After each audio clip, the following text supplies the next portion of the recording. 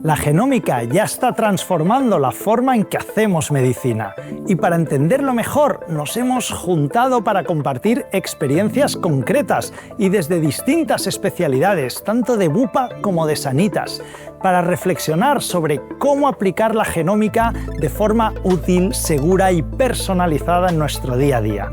Abordaremos temas como la identificación de riesgos genéticos, el seguimiento personalizado basado en esta información y el papel de la farmacogenómica, no solo en oncología, sino también en otras áreas como la cardiología, endocrinología o la medicina general. Nuestro foco no es solo el dato genético, sino cómo este conocimiento, bien integrado en la historia clínica electrónica, puede mejorar la toma de decisiones clínicas y reforzar el vínculo entre el médico y el paciente. El cáncer no es una sola enfermedad, sino muchas. En general, en el desarrollo del cáncer interviene, por un lado, la genética, por otro lado, nuestros hábitos de vida y, finalmente, algo de suerte o mala suerte. Además, el propio tumor puede tener al inicio o desarrollar con el tiempo alteraciones moleculares. Según nuestros datos, el 4% de las personas tienen variantes genéticas que aumentan el riesgo de desarrollar una enfermedad grave, como por ejemplo el cáncer. ¿Cómo crees que realmente la genómica afecta a la detección y el tratamiento de estos pacientes con cáncer? Mira, César, yo creo que no podemos entender una oncología actual sin el papel de la genómica. Es fundamental tanto para la detección, como dices, como para el tratamiento de estos pacientes. En cuanto a la detección, la genómica nos permite, por un lado, hacer una detección precoz de los tumores, haciendo un screening personalizado de cada paciente según la alteración que pueda tener, e inclusive haciendo cambios en su estilo de vida para intentar evitar que aparezca el tumor. Y además nos permite realmente, si no, hacer una detección precoz. Y ya sabemos que en oncología la principal arma terapéutica es el diagnóstico precoz del cáncer. Y en cuanto al tratamiento, además de tener la posibilidad de hacer diagnósticos muy precoces, nos da otra posibilidad muy importante que es los tratamientos personalizados, porque disponemos de fármacos que sabemos que funcionan mejor en determinados tumores si están asociados a una mutación genética. ¿Y qué decisiones realmente llegan a tomar, ¿no? ¿Y cómo lo viven y vosotros? ¿Cómo lo vivís los oncólogos todo esto? Bueno, yo creo que tenemos que tener en cuenta que lo primero es que cuando un paciente decide hacerse un estudio genómico, lo ideal sería que comprendiera muy bien qué es lo que va a hacer y qué información va a recibir. Por eso muchas veces las consultas con los resultados son consultas un poco complejas porque el paciente viene con una situación de angustia o de desconcierto o no se lo esperaba y no saben muy bien ni qué hacer con esa información ni qué significa. Con lo cual yo creo que lo primero que tenemos es que darles serenidad, explicarles bien lo que hay. Y es muy diferente también que acuda un paciente que ya tiene antecedentes familiares, que bueno, de alguna manera lo puede esperar, a un paciente que nunca ha tenido nada en su familia, ¿no? Y realmente cuando entienden bien lo que significa esto, pues al final comprenden que es muy buena noticia porque les estás dando la posibilidad de tomar decisiones importantes para su salud y de tomar las riendas de su salud. De alguna manera se empoderan y pueden modificar estilo de vida, tomar decisiones terapéuticas, inclusive decisiones a nivel de familia y actitudes preventivas hechas a medida, ¿no? Con lo cual, al final, la mayor parte de los pacientes no solamente se van serenos, sino empoderados. Sin duda. ¿Y cómo crees que influye realmente la genómica y sobre todo la farmacogenómica en la toma de decisiones que hacéis cada día? En oncología es algo súper importante porque no podemos olvidar que manejamos fármacos con mucha toxicidad y que no todos los pacientes los metabolizan de la misma manera y por lo tanto el perfil puede ser completamente diferente. En concreto, por ejemplo, hay unos fármacos, las fluoroquidinas, que no se pueden administrar sin hacer la determinación de una enzima, porque un pequeño porcentaje de la población metaboliza mal esa enzima o no la tiene y da lugar a toxicidades que pueden llegar a ser muy graves. Toda esa información nos la da la farmacogenómica.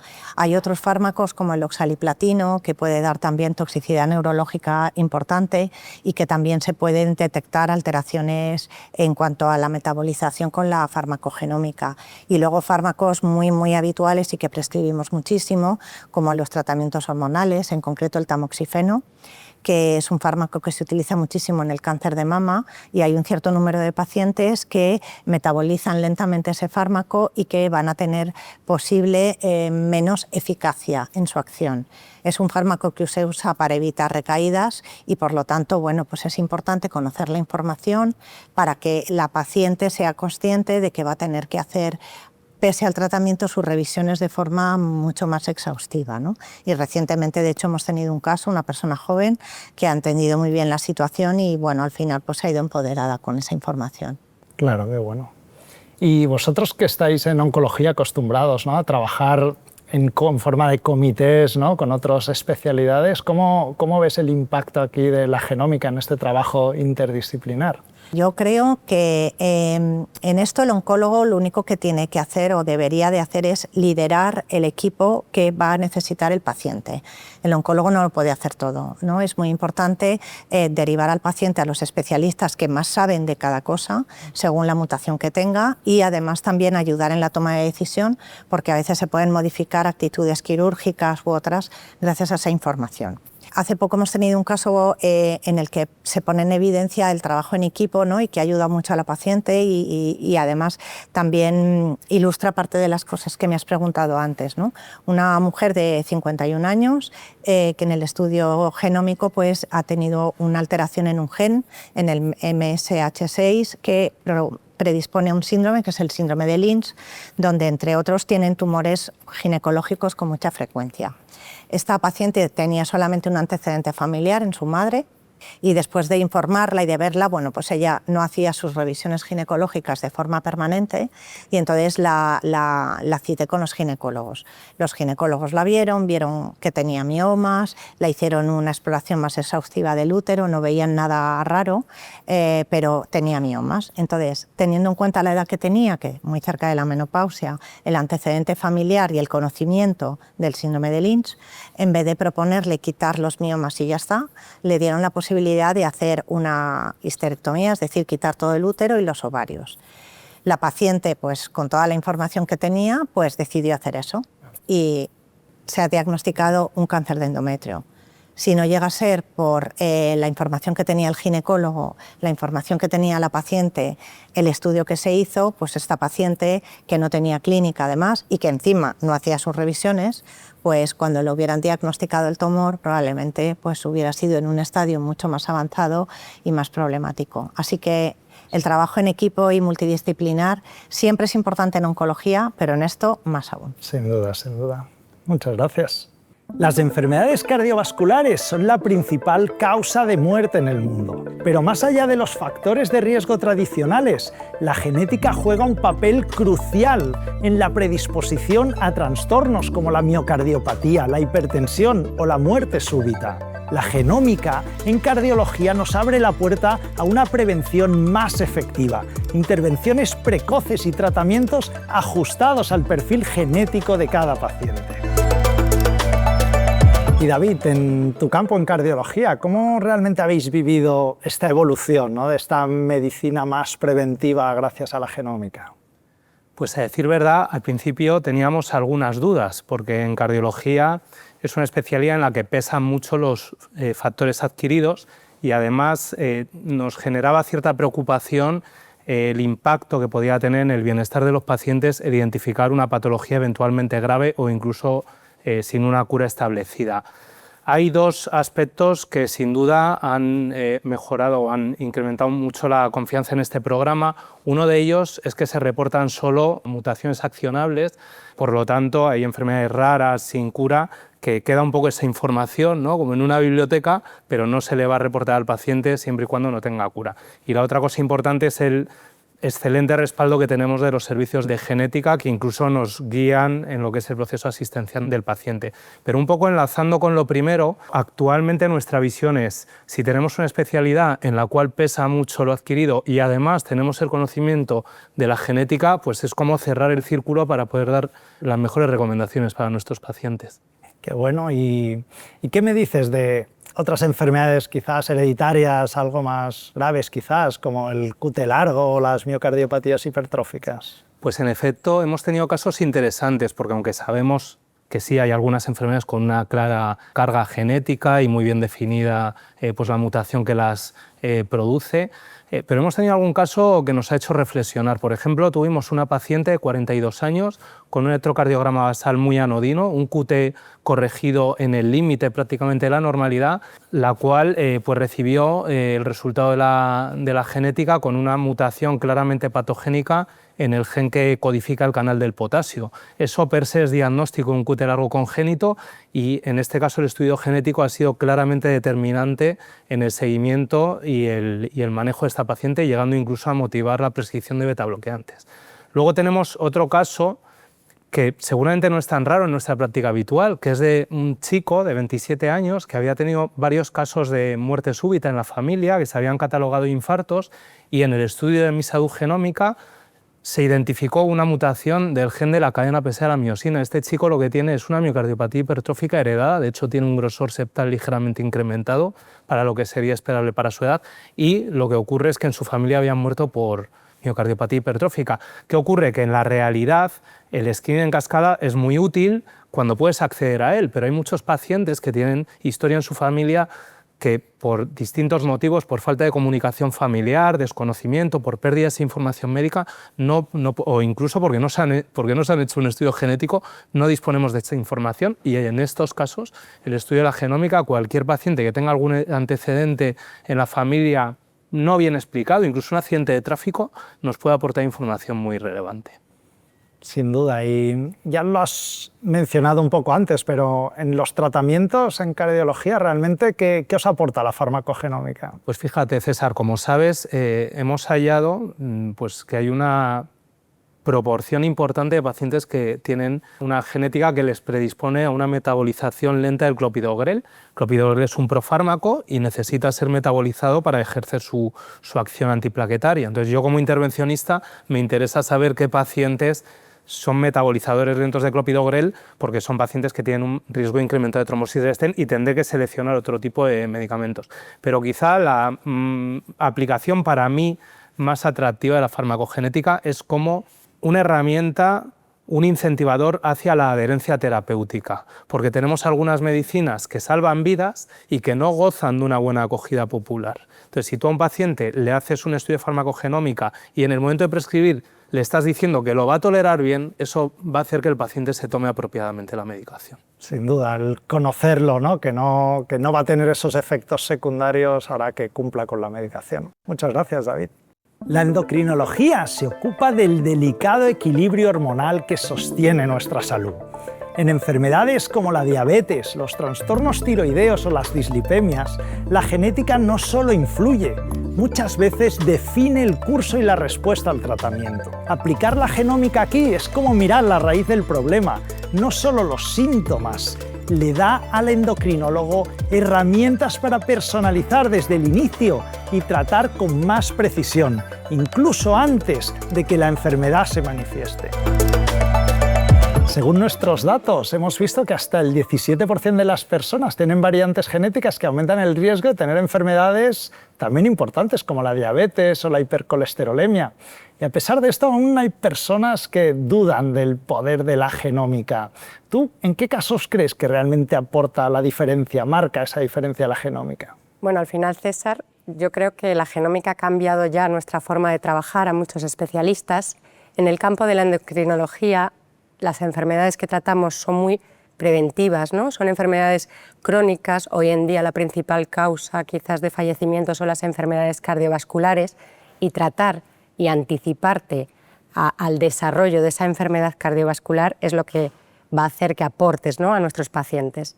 Es decir, por ejemplo, hay unos tipos de diabetes, las diabetes tipo MODY, en las que si las diagnosticas con tiempo puedes evitar incluso años de insulina innecesaria. A lo mejor te viene el paciente a la consulta, está siendo tratado con insulina y realmente lo que tiene es una diabetes monogénica, hereditaria, que eso lo vamos a tener con este programa, ¿no?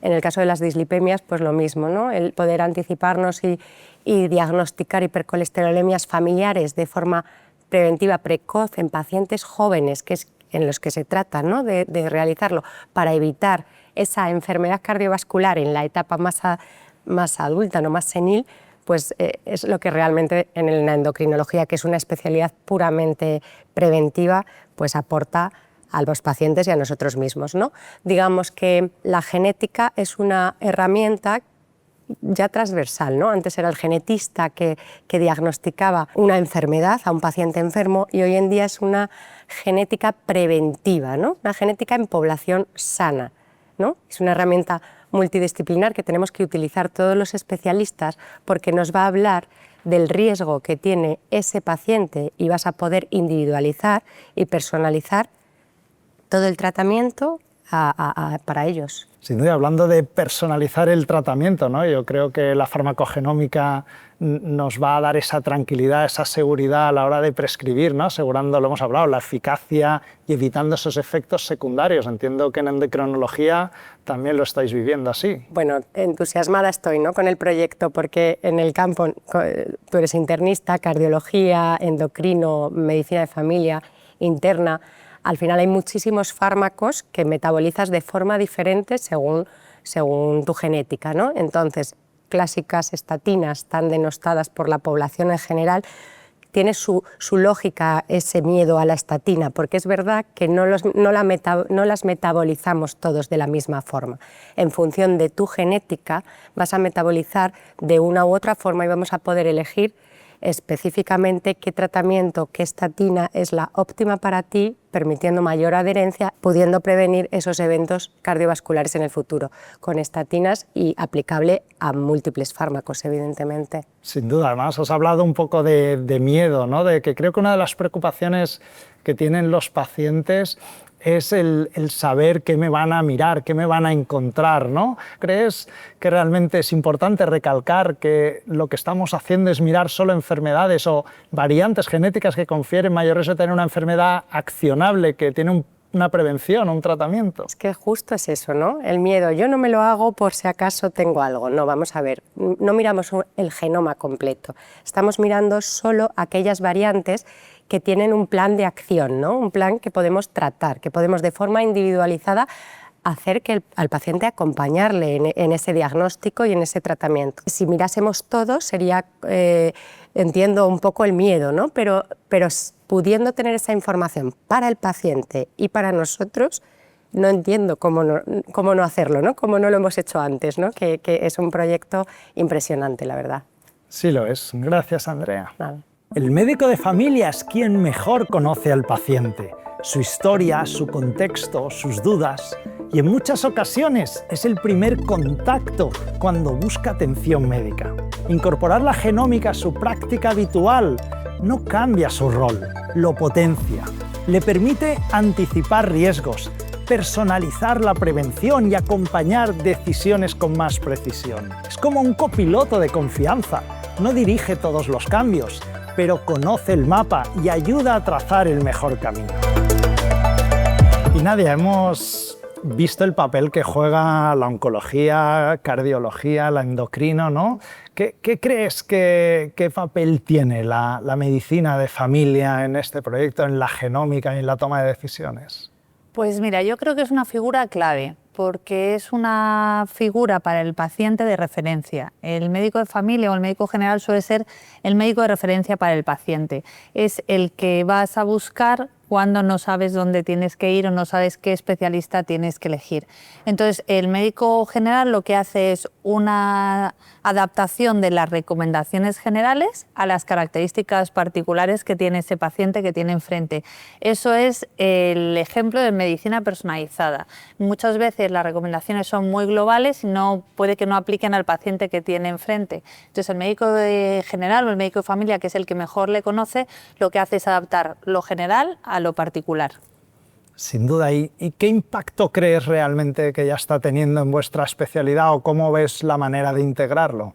Pues está teniendo un impacto mucho más profundo de lo que yo me hubiera imaginado, porque lo que estamos viendo es que llegan los pacientes que ya han recibido la información de su estudio genómico y vienen buscando una especie de traductor, alguien que les adapte toda esa cantidad de información que han recibido y que algunos especialistas ya han puesto mucho foco en su parte, y vienen buscando el traductor que les explique qué tienen que hacer con toda esa información en su día a día, en su caso concreto, con su familia. Entonces vienen no para ampliar información ni buscando más datos, sino vienen buscando un poco de ayuda en ese sentido. Estamos viendo también casos que son muy curiosos porque ayudan al paciente a entender determinadas alteraciones analíticas, por ejemplo, que se llevan repitiendo como una ferritina alta. Entonces ese riesgo elevado de hemocromatosis te permite explicarle al paciente que ese asterisco que lleva viendo de forma repetida en tantas analíticas sí que tiene un sentido. Y también, por ejemplo, permite adaptar el enfoque diagnóstico y de tratamiento de muchos pacientes que tienen una serie de síntomas digestivos que se han ido atribuyendo a diferentes causas, a colon irritable, a estrés, a que yo soy así. Entonces, el hecho de ver reflejado en el informe un riesgo elevado de, por ejemplo, de padecer celiaquía, de padecer intolerancia a la lactosa o incluso predisposición a tener déficit de vitaminas, te permite hacer una adaptación de sus hábitos dietéticos y de las recomendaciones específicas que tú vas a dar de ejercicio a ese paciente en concreto, que además sabes cuál es su situación global, para poder prevenir la aparición de enfermedades. El médico de familia o el médico general muchas veces no ve enfermedades muy graves, pero sí muy prevalentes. Entonces, él tiene una capacidad de integrar toda esa información que le han ido dando otros especialistas y hacer un acompañamiento desde la cercanía, que es lo que caracteriza a la medicina familiar y a la medicina general, nuestra capacidad de acompañar a nuestros pacientes. Sin duda. Y hablando de farmacogenómica, ya lo hemos comentado, ¿te pasa como a mí, Andrea también lo mencionaba, que ya no podemos vivir sin ella? Me pasa como a vosotros porque, claro, estamos viendo que prácticamente la totalidad de los estudios que hacemos tiene alguna alteración. Hay una predisposición a tener determinados fármacos con una capacidad de metabolizarlos de forma más rápida o más lenta de lo habitual, y es lo que llevamos hablando, que eso no solamente disminuye la eficacia, sino que también provoca la aparición de unos efectos secundarios que hace que el paciente abandone el tratamiento. Y eso se ve reflejado en un altísimo número de fármacos que son súper habituales, como el omeprazol, el ibuprofeno, que ha tomado prácticamente la totalidad de la población en algún momento de su vida, y también de los antidepresivos, que ahora mismo, pues, en el momento en el que estamos, es un fármaco también muy consumido por nuestros pacientes y que puede hacer que el paciente no llegue a adherirse al tratamiento, que lo abandone de forma precoz. El hecho de tener los resultados del estudio farmacogenómico a tu disposición, integrados en la historia clínica tal y como está planteado actualmente, creo que aporta muchísimo valor en la práctica de todos, pero en especial en la práctica del médico general. Sin duda, es lo que cuando lo construimos así lo diseñamos, ¿no? Intentar que esa valiosa información estuviera accionable en la historia clínica a disposición de todos los médicos cuando fuéramos a prescribir. Y una última pregunta, Nadia, ¿cómo ves el futuro de la genómica en tu especialidad? Pues yo creo que la genómica se va a instalar como algo absolutamente necesario y natural, y que va a formar parte de nuestra práctica habitual para poder acompañar a nuestros pacientes con una información mucho más personalizada e individualizada, que nos va a permitir no solo diagnosticar, que es a lo que hemos dedicado los médicos, sino también hacer prevención, que es muy importante. Tener un argumento para explicarle a nuestros pacientes la importancia de controlar los factores de riesgo, de poner foco en su alimentación, en sus hábitos dietéticos, y también en algo que se nos olvida muchas veces, que es la importancia que tiene el ejercicio en la vida de las personas. Qué bueno, pues muchas gracias, Nadia. A ti. Gracias a nuestros invitados por sus reflexiones y ayudarnos a vislumbrar el gran impacto que tendrá la genómica en el futuro de la medicina, en nuestro futuro, en nuestras vidas.